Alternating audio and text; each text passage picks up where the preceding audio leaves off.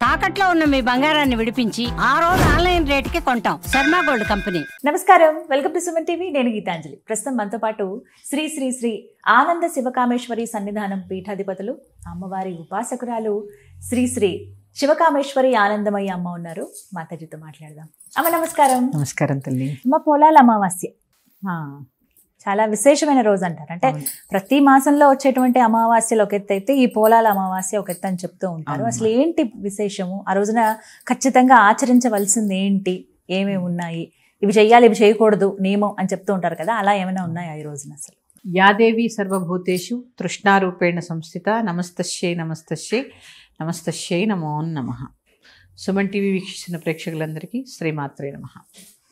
పోలాల అమావాస్య ఇది కొన్ని ప్రాంతాల్లో, ముఖ్యంగా ఆంధ్రాలో చాలా విశేషంగా చేసుకునేటటువంటి వాటిల్లో ఈ పోలాల అమావాస్య కూడా ఒకటి. ఇక్కడ కూడా చేస్తూ ఉంటారు పోలాల అమావాస్య పూజ. చేస్తారమ్మా అమ్మవారికి కదా. శ్రావణ మాసం అంతా కూడా మనం సౌభాగ్యం కోసము, సంతానం కోసము అమ్మవారిని వేడుకుంటూ ఉంటాము. అలాంటి సంతానం కోసం చేసేటటువంటి పూజల్లో ఈ పోలాల అమావాస్య పూజ కూడా ఒకటి.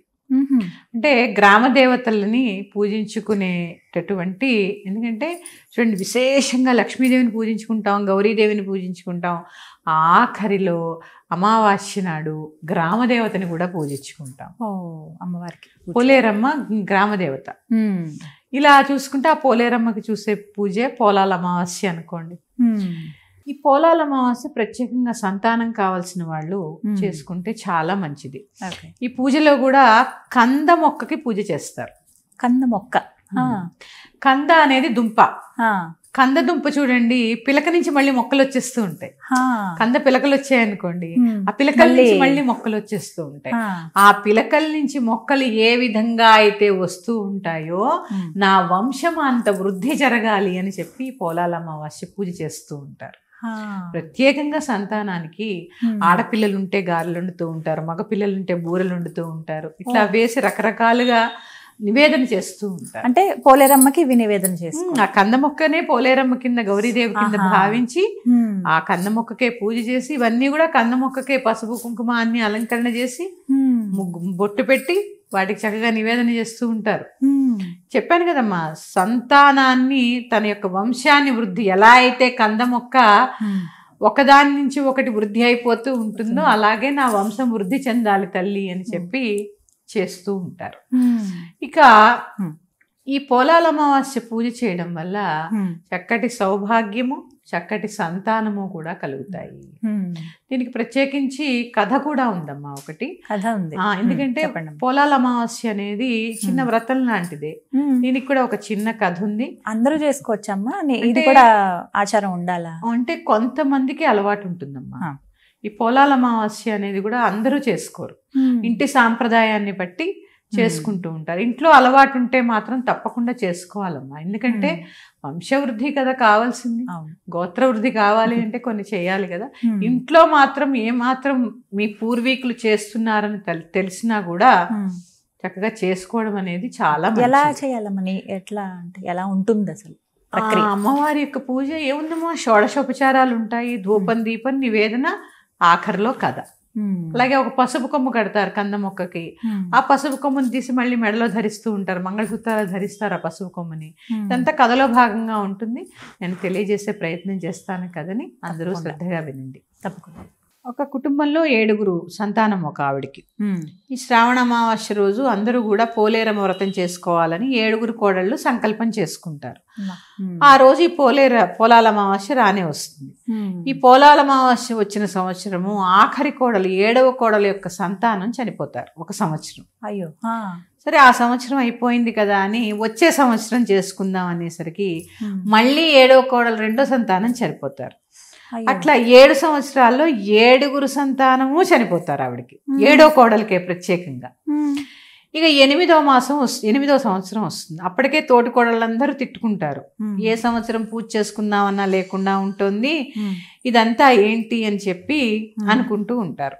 ఇక 8వ సంవత్సరం కూడా సంతానం చనిపోతుంది.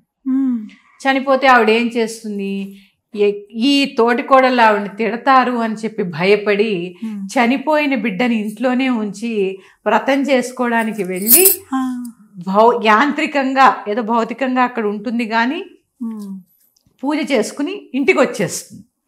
ఇంటికి వచ్చేసిన తర్వాత ఆ చనిపోయిన ఊరు సద్దుమడిగిన తర్వాత ఆ చనిపోయిన బిడ్డని ఏడుస్తూ తీసుకొని అలా వెళుతుంది, శ్మశానం దగ్గరికి వెళుతుంది, కప్పి పెట్టాలి కదా. వెళ్ళిన తర్వాత ఆ బిడ్డను కాగలించుకుని రోధిస్తూ ఉంటుంది. అప్పుడే పోలేరమ్మ తల్లి గ్రామ సంచారం ముగించుకుని వస్తుంది అనమాట. ఎందుకమ్మా ఇలా ఏడుస్తున్నావు అని చెప్పి పోలేరమ్మ అడిగితే ఇదే చెప్తుంది, 7 సంవత్సరాలుగా నా 7గురు సంతానము చనిపోయారు, 8వ సంతానం కూడా చనిపోయారు అని చెప్పి రోధిస్తూ ఉంటుంది. వెంటనే పోలేరమ్మ ఏం చేస్తుంది అంటే, ఆ పొలాల అమావాస్య పూజ చేసుకుని వచ్చింది కదమ్మా, కొన్ని అక్షింతలు ఆవిడ చేతికిచ్చి నీ బిడ్డల్ని ఎక్కడెక్కడైతే కప్పి ఉంచావో 8 మంది మీద జల్లమంటుంది.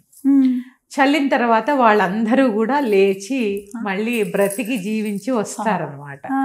అది ఈ కథలో చెప్పబడింది. అంటే ప్రత్యేకంగా సంతానం వృద్ధి చెందడానికి ఆ పోలేరమ్మని మన వంశాన్ని వృద్ధి చేసేలా కోరుకుని మన గోత్రాభివృద్ధి జరిగేలా ఈ పూజ చేస్తారు. ఈ పూజలో ప్రత్యేకతే అదమ్మా. మీకు సాంప్రదాయం లేకపోయినా మీకు గురువులు ఎవరైనా ఉంటే వారిని సంప్రదించి చక్కగా ఈ వ్రతం చేసుకోవచ్చు. కంద మొక్క ఖచ్చితం అమ్మా ఇక్కడ. కంద మొక్క ఖచ్చితం అమ్మా. ఎలా అంటే మనకి ఇప్పుడు మరి దొరుకుతుందా అనేది? దొరుకుతున్నాయమ్మా, అమ్ముతున్నారు కంద మొక్కలు. మన నర్సరీలో ఉంటే నేను తెచ్చి చేసుకుంటానమ్మా. మాకుంది ఆచారం ఉంది, మేము ఖచ్చితంగా చేసుకుంటాం. మన పీఠంలో కూడా చూసావో లేదా కంద మొక్క ఉంటుంది అక్కడ పైన. ప్రత్యేకంగా నేను దీనికోసమే పెంచుకుంటున్నాను. అది చేసుకోవాలమ్మా, చాలా మంచిదమ్మా. లోపలే అంటే పూజా మందిరం దగ్గరే పెట్టిన చేసుకోవాలమ్మా, లేకపోతే తులసమ్మ ఉండే దగ్గర అలా ఏం లేదమ్మా. పూజా మందిరంలో కంద మొక్క పెట్టుకుని మీకు పోలేరమ్మ పూజ, పొలాల అమావాస్య పూజా విధానం అంటే వచ్చేస్తుంది. అన్ని ఉన్నాయి కదమ్మా, ఇప్పుడు గూగుల్ మాత్రం అడిగితే అన్ని చెప్తుంది. అలాగే ఇప్పుడు కొన్ని వ్రత పుస్తకాల్లో కూడా ఇవి ఇస్తున్నారు. కథ చదువుకుని అక్షింతలు చక్కగా మీరు వేసుకుని మీ పిల్లల మీద కూడా వెయ్యాలి. ఆయురారోగ్యాలతో వర్ధిల్లుతారు చక్కగా. మనకి కూడా కడుపు చలవ తల్లికి. అందుకే చాలా మందికి తెలిసి ఉండొచ్చు కానీ మళ్ళీ చెప్తాను, దుంపదెగ అని ఎప్పుడూ తిట్టకూడదమ్మా. అవును అంటారమ్మా, అంటే సరదాగా అంటారు. దుంపదెగ అంటారు. ఈ దుంపదెగ అంటే అర్థం ఏంటి? ఇప్పుడే చెప్పాను, కంద మొక్కకి మనం పూజ చేస్తూ ఉంటాం. పిలక నుంచి పిలక, పిలక నుంచి పిలక వస్తాయి కంద పిలకలు. ఈ కంద దుంప, ఆ దుంపకి ఇంకో దుంప వచ్చింది అంటే ఆ దుంపదెగ అంటే నీ వంశం ఇక్కడతో ఆగిపోవాలి అని అర్థం. అంత అర్థం ఉందమ్మా దాంట్లో. అందుకని ఎప్పుడు కూడా ఎవరిని పొరపాటును కూడా నీ దుంపదెగ అనకండి. చాలా అర్థాలు ఉన్నాయి దాంట్లో. అందుకే ప్రత్యేకంగా కంద పిల్లకే పూజ చేస్తారు ఈ పోలాల అమావాస్య రోజు. మీకు ఆచారం ఉంటే తప్పకుండా చేసుకోండి, లేని వాళ్ళు మీ గురువుని సంప్రదించి లేదా మీ పెద్దవాళ్ళని సంప్రదించి చేసుకోవచ్చు అనుకుంటే మాత్రం తప్పకుండా చేసుకోండి. మరి యొక్క అంశంతో మీ ముందుకు వస్తాను. శ్రీమాత్రే నమః. స్వస్తి. నమస్తే.